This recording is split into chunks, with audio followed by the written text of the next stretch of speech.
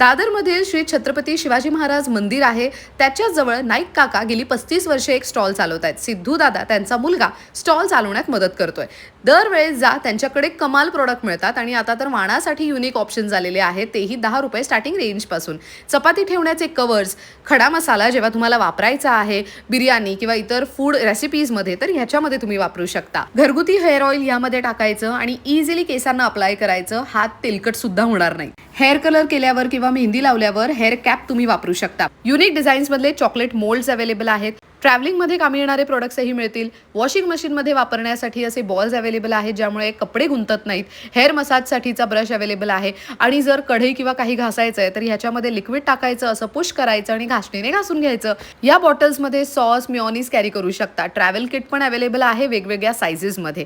इथे तुम्हाला मिररही मिळणार आहे, जे वाणासाठी म्हणून तुम्ही देऊ शकता. व्हॅक्यूम बॉटल आहे, ज्यामध्ये ट्रॅव्हलिंग मध्ये चहा कॉफी कॅरी करता येईल.